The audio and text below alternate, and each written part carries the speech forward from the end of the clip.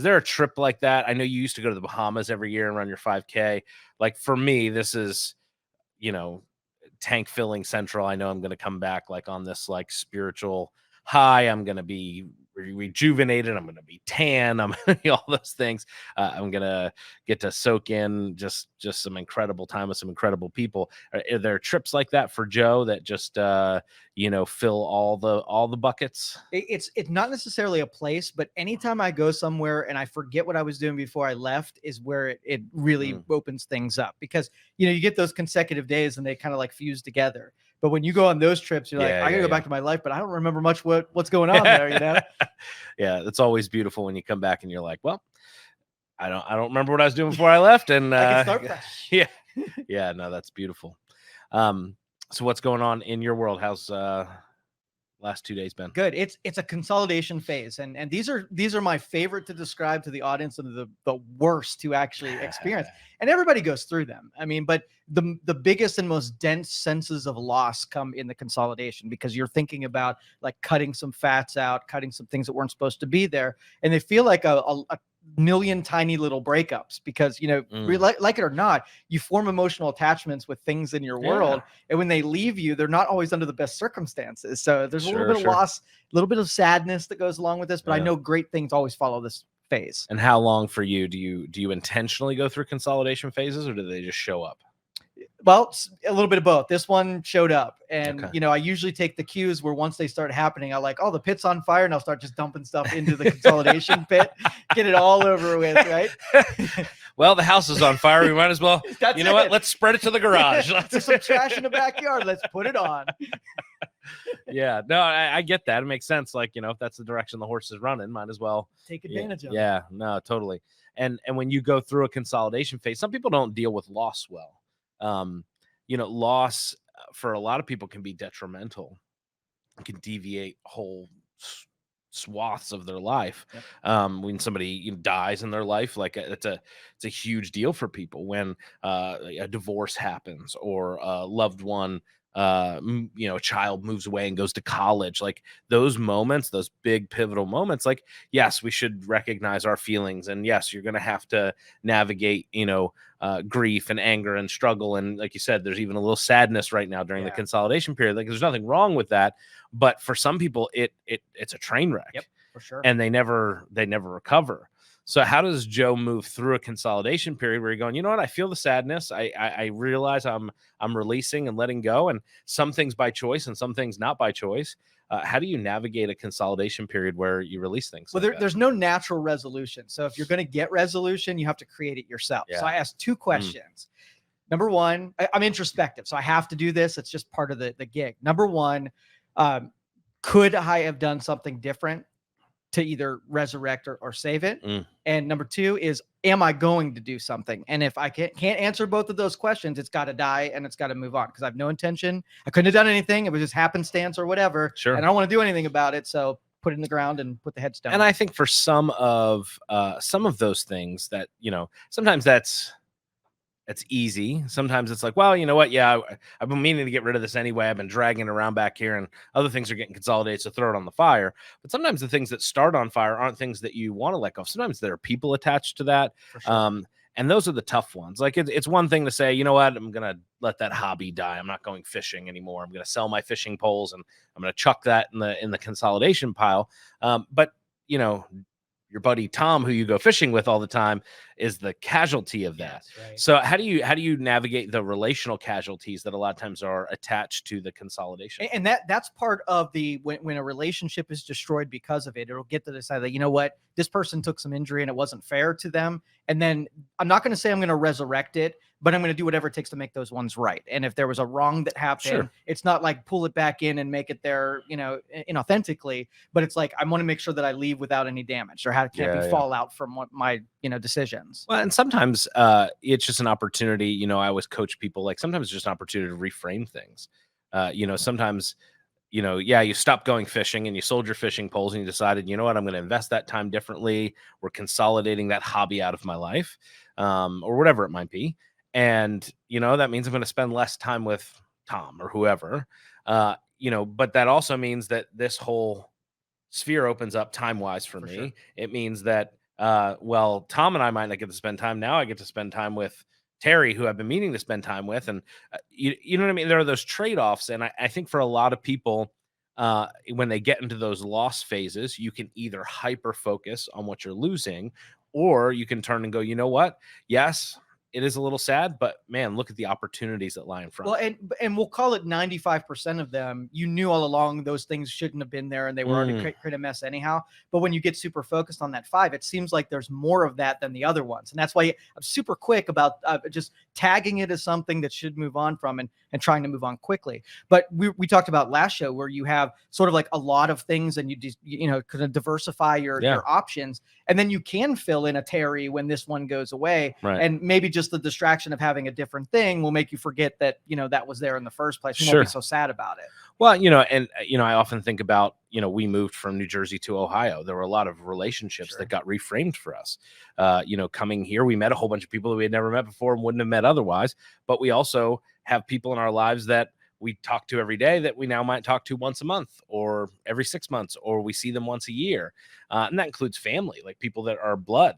And that, we were close to, and now there's some distance. And now, we hear updates from the kids on about the kids on social media, and, we catch up. Oh, we bumped into them at a wedding or whatever.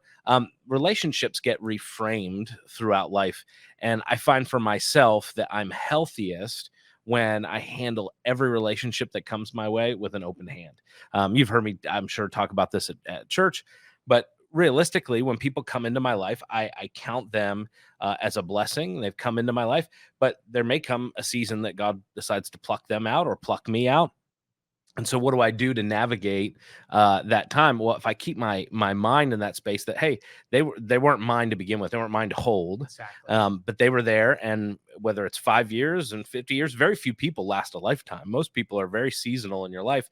They come in for college. They come in for high school. They come in for your early career. Like, a lot of people are seasonal. There's very few people that will last a lifetime. The problem for most people is they treat every relationship that comes their way like this is forever, like we're going to be. And it's like, well, right now we're together, but forever might mean that, hey, we see each other once a year, we catch up with the relationship can be reframed. And I think that's the wrestle for people, is when they get into a consolidation period, and they start saying goodbye to hobbies or goodbye to a job or goodbye to whatever it is. When you're doing it on your terms, it's great. But when it's happening to you, those relationships and those things start to pile up, and can get overwhelming. Does Joe ever get overwhelmed in that department? I do, and most of it's confusion. Like, I really buy in. My faith tells me that what's supposed to happen is going to, and I'm just kind of, like you're saying, the steward of it. Yep. But the practice is, it's kind of easy when you're talking about money or physical things. Like, somebody says, hey, you're not supposed to have that Jeep, and unlikely the Jeep gets squished 9 times in a row. You get the instance that's not supposed to be. Right. But relationships are like, you fall in love a little bit with your circumstances. So you breaking ties with people in Jersey, right? It's not like saying goodbye to a Jeep. It's a person with emotions and whatever. Now, it's tough to calculate. Like, every time that there's been a consolidation, there's been a net gain. Right. But 100%. I cannot say that it's because the removal happened, only that the addition, it was better. That, you know what I mean? It's tough to make that sacrifice, but it has always been a better. Yeah. Do you do any gardening? Do you do tomatoes, any of that sort of stuff? Ryan and I did a raised garden. It was the $700 tomato kind of a thing. It was not good. We were a couple peppers and a tomato, and lots of time and effort watering that thing. And I was like, I'm going to the grocery store next time. That was not a good experience. Well, so I grew up, my grandmother gardened my whole life. We always had fresh tomatoes, cucumbers, peppers, and she would grow tomato plants 8 feet tall, taller. To this day, I've never been able to grow a tomato plant that tall. But when Sam and I first moved to Ohio, I said, I really want to have a garden. So we built a little garden at our previous house, and I grew some cucumbers and zucchini and tomato, and some of them are like super hardy and easy. And we had like 97 zucchini between 2 plants. Like, it just kept coming, and our cucumbers would come. And so we tried to do pickles, and we tried to do a bunch of stuff. One of the things that I learned, though, with tomato plants, our tomatoes really struggled. First of all, they were splitting open on the vine, and we learned that we had a calcium deficiency in our soil, and that if you just plant them on top of some eggshells, that usually helps that not to happen. Along with, there's some supplements you can put into the soil for them. But the other thing that we learned was we weren't getting a ton of tomatoes, and I should have remembered this, but I didn't. But they have these shoots that grow off the main tree, but they don't have any flowers on them, so they don't produce any fruit. And so what you do is you actually pluck those off, and by doing that, you'll cause the plant to be able to produce more fruit and grow more rapidly. And so you have to do that from time to time. They call them suckers, and you pull them off because they literally are sucking the life out of the plant. And so you can't grow the tomatoes as big, or you can't have them as nutritious. And I think the consolidation pieces happen in our lives. They're almost like pruning, like they're cutting back. We had 2 apple trees, and if we didn't prune the apple trees in the fall time, that by pruning, it enhanced what we were able to grow in the spring. And I think that's true in life. And you hate to say pruning and plucking suckers off when you're talking about people, right? Which is the hard part and all that. But realistically, when you're looking at your life and you're looking at how you're growing, there is a certain fruitfulness and a certain desire that you have to have in your life. And some people do it to themselves. Like I love it when it's natural and somebody plucks themselves out of my life. That's Right. great. But 9 times out of 10, I'm the one that has to, all right, I need to make this decision, and I have to shift things around, and that relationship is going to be different from here on out. Well, and honestly, that if you don't do that pruning, it prunes itself, and it's usually way more messy. Had an apple tree in my backyard. Yep. Had a guy came over and say, "Hey, that branch over there, you better cut that thing down. The apples are going to get too heavy, and it's going to split the tree down the middle." Right? Didn't do it because I was like, it'll be fine. I'll pick some apples. It'll be good. What happened? The tree is super dead right now because now it's in 2 pieces because of that. So had I cut one branch, I would have a live tree. Instead, I didn't want to, and now I have a dead tree. What kind of apples? They were not great apples. Yeah, they were not.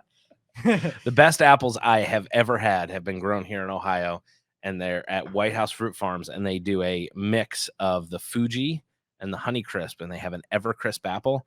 It is the crispiest. I love a crisp apple. I don't do the mush, like if it doesn't snap when you bite it. And the Honeycrisp are very sweet, so the snap and the sweet, that's where it's at. Favorite. It is. So but it's always an interesting process, and it's always painful to go through when you're talking about people. Let's take it out of the realm of people, just because there's so many layers attached to that. But let's talk about, evaluating hobbies, jobs, etc., things that are a little less full of emotion, and talk about how does Joe pull the suckers off? How does he pull how does he prune in those seasons? So right now you're in a consolidation season. Is there a hobby you're cutting? Is there something that you're pulling out going, I've been meaning to get rid of this, but I guess I got to chuck it in the fire. I'm an evaluator. So I use my spreadsheet on a regular basis. It puts some metrics down if something is being, is fulfilling. So for instance, like golf was a big thing. My brother used to come into town. We'd go golfing. I was terrible at it, but it was something that I got to spend time with my brother. Right.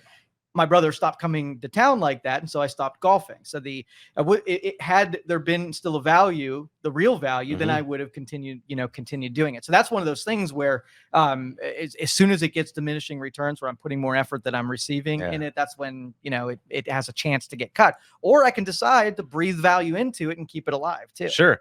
Yeah, I had some friends, and I've had some friends over the year that whatever hobby they were going to do, they were adding value to that hobby. And if they were going to snowboard, they had all the best snowboard equipment. If they were going to golf, they were going out, they were going to spend a couple of grand on golf clubs, all new clothes, the whole nine. They were going to look the part. They might have been terrible, but they were going to look the part. And there's something to be said for that. If for me, I enjoy, if I break 100 when I play golf, that's a good day. I enjoy hobbies and now the whole thing. Breaking 100's a good day. The first time I ever played golf, I did a double par. I thought that was pretty good. Double par. Never heard that word before. It was rough. It means it took me twice as many shots to do the whole course as you were supposed to. Off the course. I think over a certain deal they kick you off. Yeah, it was like $10. It was a real cheapo course or whatever. But but I played the whole day, and for one shot, the 17th hole, I won't forget this. I sliced my drive almost, 50 yards to the right over by the pond. And there were these 2 trees, big, like 40-foot evergreen trees. My ball is sitting right there, and the green is on the other side. And I'm like, at this point, my score's like 170. I'm like, I might as well just take a shot. And I don't know what club I grabbed, but I stepped up, and it was maybe 150 yards, might have been a 7-iron or something like that. And I just stepped up and I was like, I got nothing to lose at this point. And I clobbered this shot and it perfectly went right. The two peaks went right between, landed like 3 feet from the cup. And I was like, oh, I have to come back and play golf. And totally suckered me in. It's the one shot that I could tell my friends about. Right. I was like, oh, and the next time I played there, I was like, guys, it was right here. Yep. You know, and you want to reenact that shot. And the next time you're whacking it in the tree or putting it in the pond or whatever. But that one shot pulled me in. And but realistically, you're right, you can choose to, hey, this is going to be fun. You know, I used it especially early on in ministry to connect with a lot of people, especially some of the business people in church that like to golf. It was a great way for me to go out and get to spend 4 hours with somebody. And really, so it didn't matter if I was terrible. It did a little bit. If I was slowing us down, that was not a good thing. So I wanted to be good enough not to slow us down, but I wasn't there to have a handicap. Let me share this with you because it's not related, but sort of is a little relevant. So yesterday I was sitting down with a guy and we were kind of marking out traits, things that are natural traits, characteristics of your personality, kind of get to know who you are. And he said, here's this deck of 100 cards and each one had some kind of word on it. And they were all very good words, right? Passion and love and all that kind of stuff. He says, I want you to get down to 5 cards. And there's like 100 of them. Eliminate. And as you're going through this, you're like, yeah, I'm that, and yeah, I'm that, and yeah, I'm that. So the first time around, I took like maybe half the deck, and I was like, there's no way I can eliminate any more, right? And then so I did it a second time, and I eliminated more of those cards. And I was like, how did I? The first time I wasn't able to, but then the second time there was a standard that like notched up where I was gonna, able to kill them off. And I got down to 10 cards, and I kept shuffling through them, and I kept doing shuffling. He was like, here, let me do this for you. So he put 2 against one another. He goes, if you were put in a position where to choose one of these, which would it be? And I said, well, that one, of course. And he was like, we'll move this down. And all he did was he'd put the top 5 of those 10. And somehow he tricked my brain into prioritizing things that I didn't think had even a priority by using that spreadsheet method of, let's just say I only had 10 minutes. Or there's a fire in my house and I can only grab 5 things. What would they be? Right. And that's the kind of like operational procedure that you do before there's a fire, of course. Yeah. Well, and they say that that's how you build you don't know what your priorities are until one thing comes into conflict with another. Exactly. And then you find out real quick what's important to you. And so most people are like, oh, my family's important to me. And then all of a sudden they have a crisis at work. And it's like, well, I guess they weren't that important because I didn't have to be home for dinner tonight. Right. Or whatever, fill in the blank. And it's always interesting to me when you're in that consolidation phase and you're looking at things, you find out very quickly, like, oh, well, this is a priority to me, like my kids or whatever. Like I haven't been spending the time there. I'm getting ready to go on this trip to Israel. So my wife was like, we need to have a date and we need to take the kids out. And I'm like, yes, we do. And, we were discussing, there's, a couple of events and stuff happening. And I had to preach Sunday. And she's like, I'd really like you to be here. And I was like, yes, I feel the tug of my responsibility, and yes, I need odds to be with what you're saying. And so right then now. what's the priority? What's important to you? And so when you start to consolidate, that's the beautiful thing. We started spring cleaning a bit, and we did that right before we moved a couple of years ago. We bought our house, and you find out real quick, like, well, I want to keep this. Well, why do I want to keep it? Well, if you can keep this or this, and I find that when I'm given options like that, I'll make a choice. For sure. Where if it's just like, keep this or keep this, well, I'm going to keep it. Yeah. But if I'm like, well, you can keep this or this, well, I like that better. All right, well, then that's got to go. And it actually makes it easier to make decisions like that, which I find kind of fascinating. I was watching a TikTok video, and we know everything on the internet is true. Absolutely. And they were talking about accessing your prefrontal cortex, where it makes your logical decisions. Yes. And that a lot of times, whether it's a kid throwing a temper tantrum, that was the illustration that was used, that when your kid throws a temper tantrum, they're not using their prefrontal cortex. They're using the emotional side of the brain. They mentioned the technical term, and it's slipping away from me. But they're in that space. And in order to snap them out of it, you need to give them simple, logical commands, like what color's the wall over there, or touch your nose, and they showed a couple illustrations with that. And I'm like, wow, that's fascinating, because you're literally moving the brain from where it's working. You don't care what color the wall is. They might get it wrong, but you're asking them to make a logical and factual assessment. And so by doing that, you're pulling them out of the emotional space of the brain to the logical space. Now, the reason I say that is in a consolidation phase, there are times where you want to make an emotional decision Mhm. because you're feeling sad or something's been taken from you or you feel like you have to release something. How do you switch your brain to the logical space? You mentioned spreadsheets, and I Okay. know that's Joe's kind of Yes. space. But do you have an exercise that you do for yourself that you're like, all right, yeah, I'm feeling sad. Yes, stuff's been taken. Yes, I've released stuff, but I need to go to this So logical space. my wife is my counterbalance to that. So I know I'm developed completely in the logical side, and Mhm. she's completely developed in the emotional side. Sure. So when I get the ones that I'm certain are supposed to be in the logical deal, it's all me. If I know there's a couple of them that I'm not the proper person to make that decision, I punt, right? And then she helps me decide on the other side. Now, if I'm forced into it where she can't be part of the deciding, I at least have to frame it as if I'm a third party that's standing over there, like Bill over there. And I have to say, like, if my fiercest critic were looking at this, he's using an emotional sense. And what's he going to say about that? He removes logic and excuses and reasons, and he's looking at it from the emotional appeal. And I can use my critic as a person who gives me enough information to decide.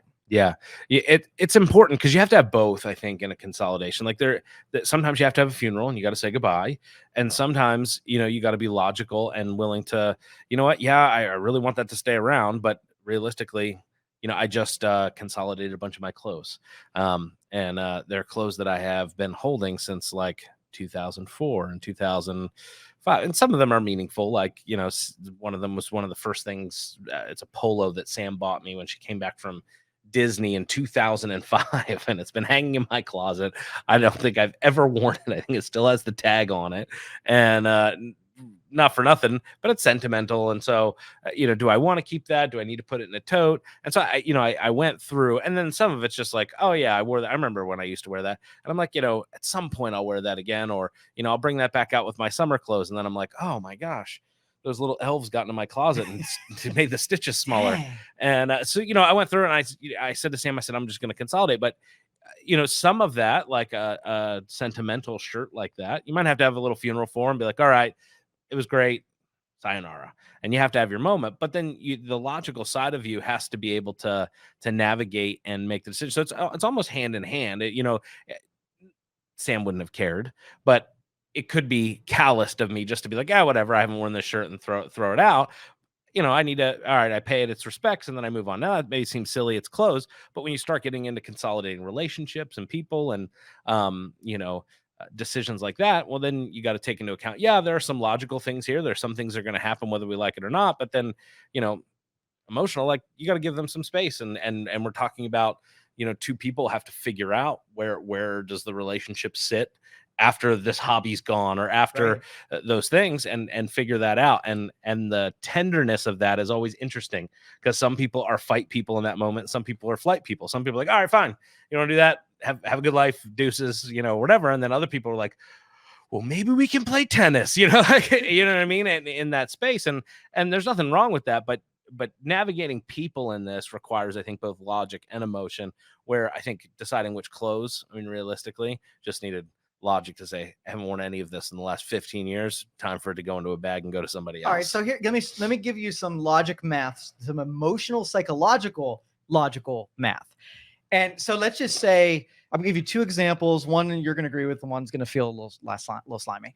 So let's just say I have a drawer that holds 40 t-shirts, right? My capacity of the drawer equals 40 t-shirts. So once I come to capacity, then all I have to do is, if I want a new t-shirt, I just have to pick one out of there that I can get rid of.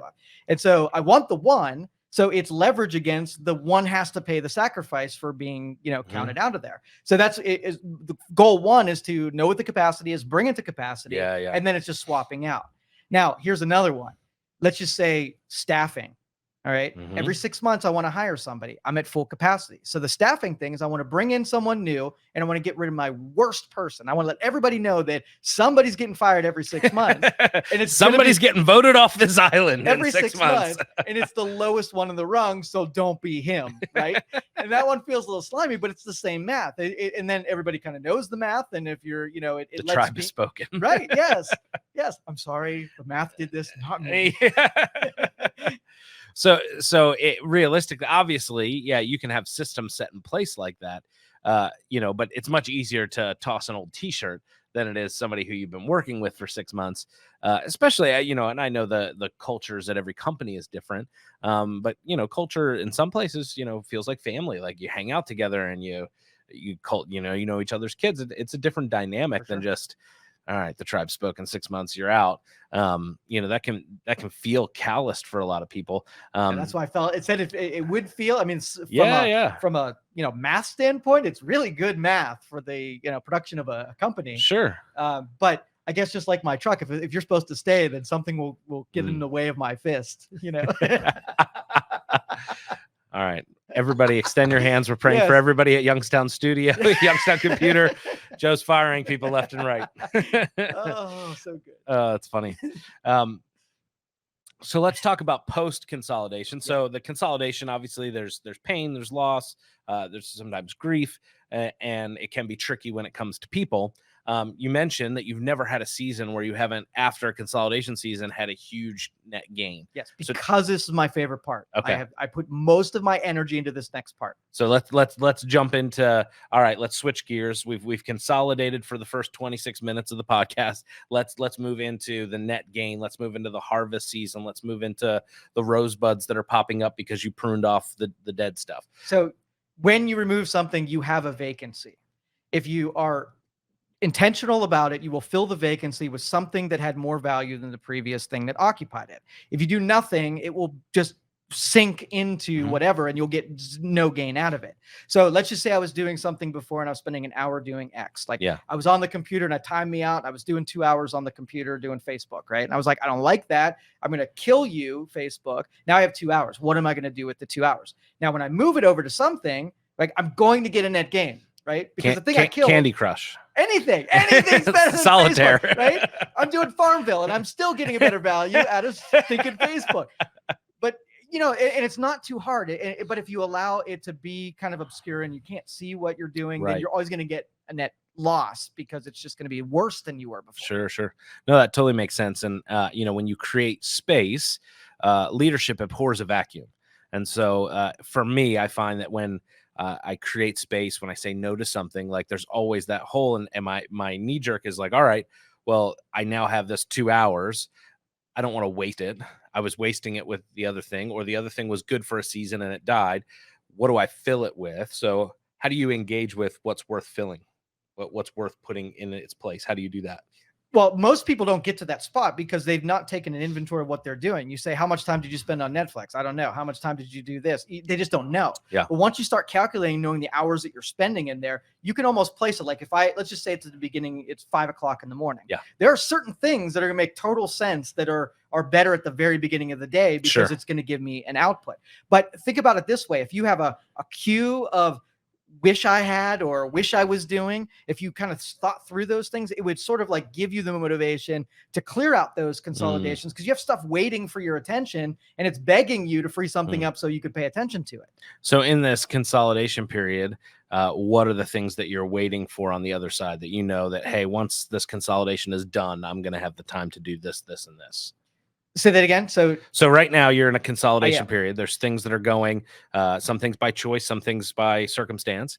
And at the end of this, what's Joe going to implement? What are the holes going to be filled with this time? Okay. So we have a project with the city of Struthers where they're getting a building, right? Okay. Opening a coffee shop, doing an event, doing a venue, doing some kind of breakfast thing and some other stuff. Right. Beautiful. And I got to clear some space and have some time. So when that happens, I'm ready to pummel it. So I'm getting set up in May, June for August, September. So it's going to take some time, to clear that out.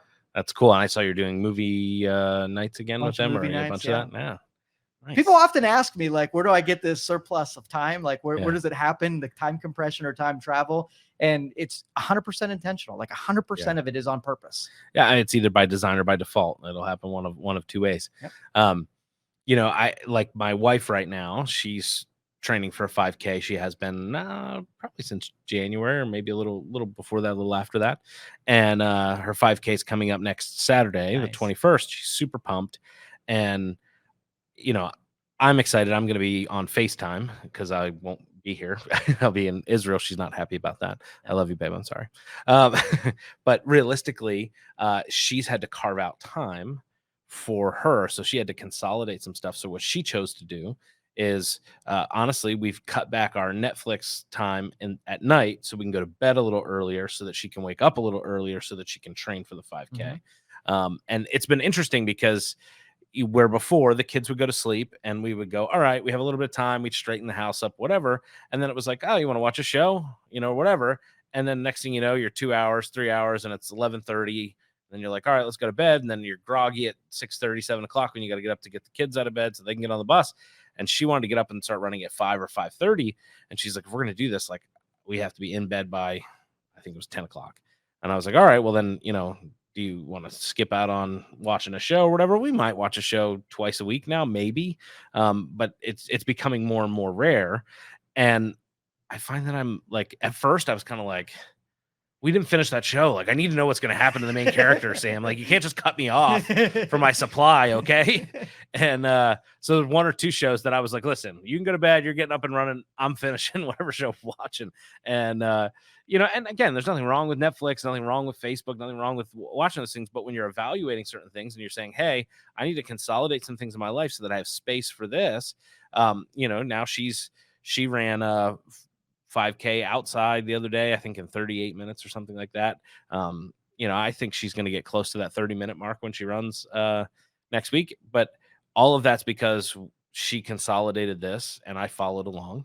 And honestly, it's made me more productive. I've been working during that time where she'll go to sleep and I'm like, you know what, I can stay up for an hour and I'll send a couple of emails, I'll do some of that stuff because everybody's asleep, or I'll read, or I'll get some early sleep and I'll be up early and puts me in a different headspace. So but that's a very practical example of what you're talking about there. Yeah, and it's really important that the people around you are supportive of those consolidations, because we have a habit of making our consolidation somebody else's penalty, and they really freaking hate that.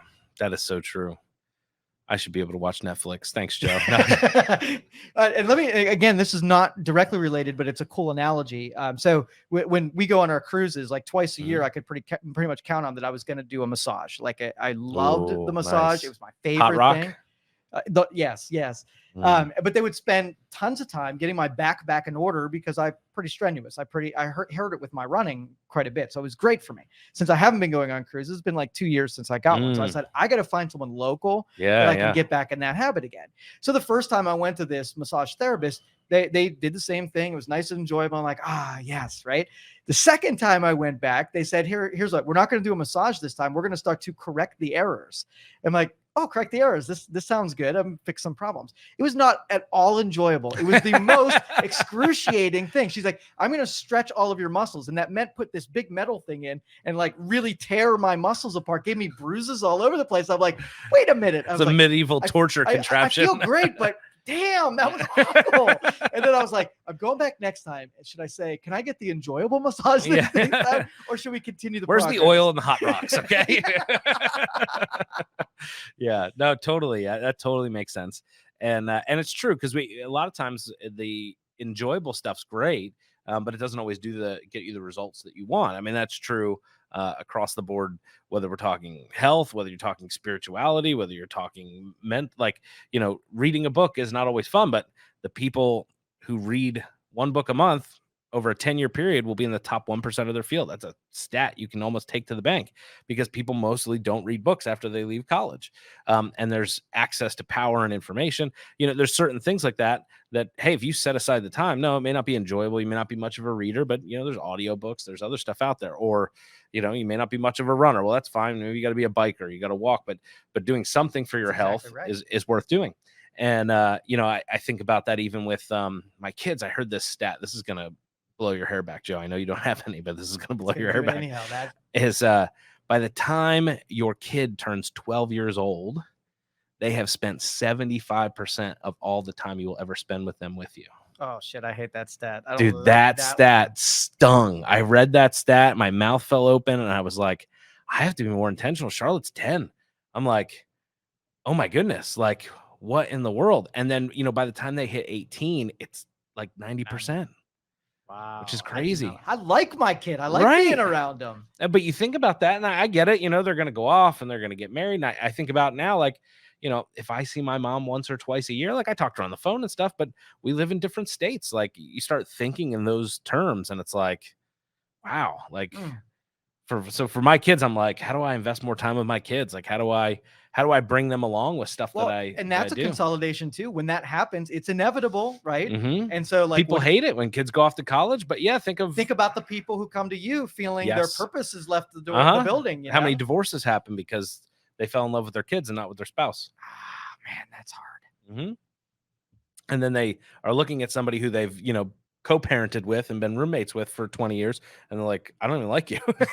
And now I got to live retirement with you, and the rest, you know. And some people manage to fix it at that point, but if you don't date through, you know, and continue to love your spouse through that stuff, you know, it's very difficult when they leave, because everything is around like getting Johnny to soccer and getting him here, and we got to get him to National Honor Society, you know, and you're helping with homework and you're helping with friends and you're a chauffeur for this, and then you arrive at the spot, and then yeah, life consolidates real quick, and you find out, well, we didn't steward our relationship through this whole thing. So now you're at a huge deficit. You've lost a child, in the sense that you haven't lost a child, but the child's moved on. They're becoming an adult. And so there's a loss there. And then you're looking at your spouse going, well, we didn't do anything to cultivate this relationship. So there's now a loss there. And do I want to take the time to make up for 20 years? And that's a tough one. And I see that a lot with people. Yeah, we say intentional a lot. We say that, and it's gotten kind of buzzy, so that it loses its meaning. Intentional, when we're talking about it, is basically the natural tendency versus what you decide you're going to break away from that natural tendency. Because your relationship will wither by default, unless you decide that you don't want that to happen. You will stray, you will make bad decisions, you will have different distractions that you'll fall in love with more than those people. And that's not just from your wife or your spouse. It's also your job. I mean, anywhere. Think about the honeymoon phase. You loved your job on the first 30 days. And right now, go complain about it every stinking day of your life, you know? That's true. It's true. But there are people that do love their job after 5 years because they're intentional about it. Exactly.